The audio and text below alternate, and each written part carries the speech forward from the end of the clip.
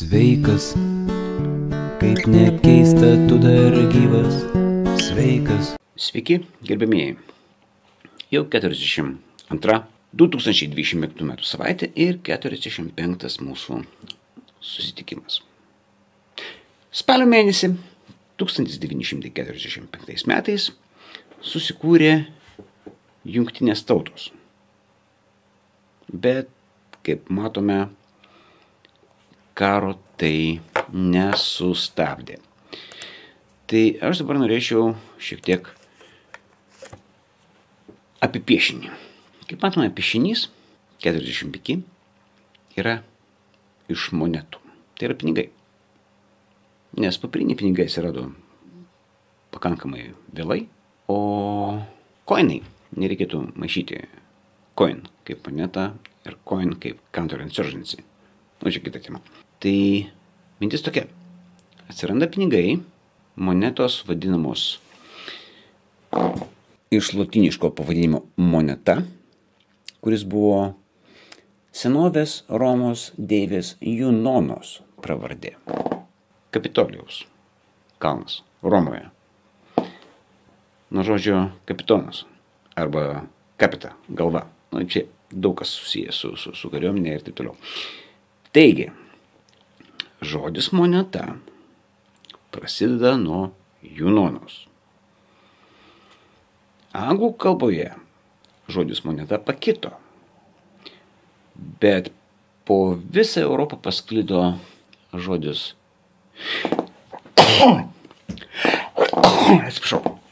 monet. Ir kai kuriuose kalbose jisai skamba labai panašiai į money. Taigi, anglų kalbos žodis money yra kildinamas nuo žodžio moneta. Kadangi mūsų tema yra karyba, tai atrodytų, ko čia aš kalbu dabar apie pinigus. Yra žodis soldat. Į rusų kalbą jisai atėjo iš vokiškojo soldaten.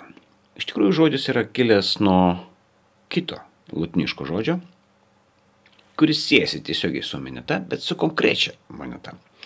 Solid. Solid buvo tvirtas, rimtas pinigas. Ir šiaip žodis soldaten, soldat, yra susijęs su kareiviu, kuris gauna atlygį. Tai yra samdytas už pinigus. Žodis sold irgi šitoj vietoj visai tinka.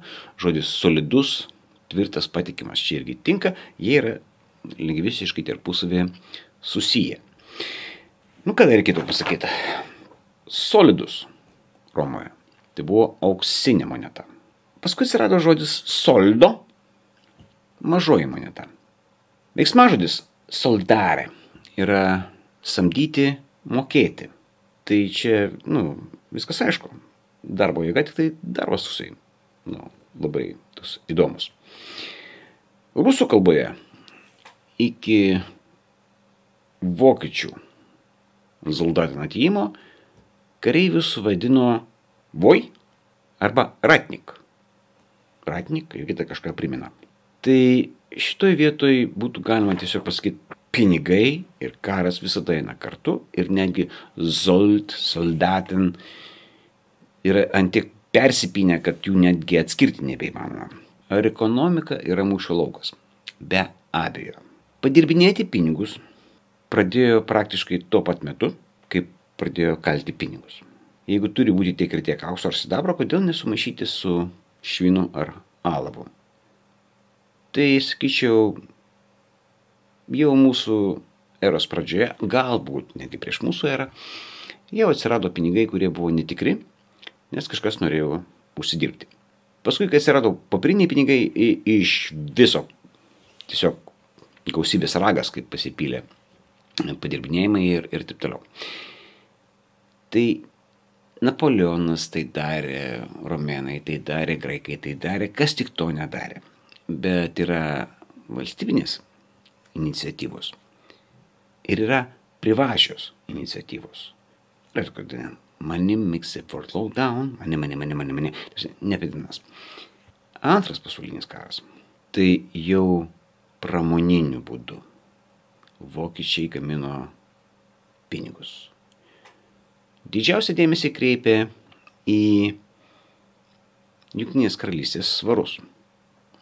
Taip pat kreipė dėmesį ir į kitus pinigus. Su Jungtinių valstijų doleriais jiems sekasi sunkiai. Ką įdarbina?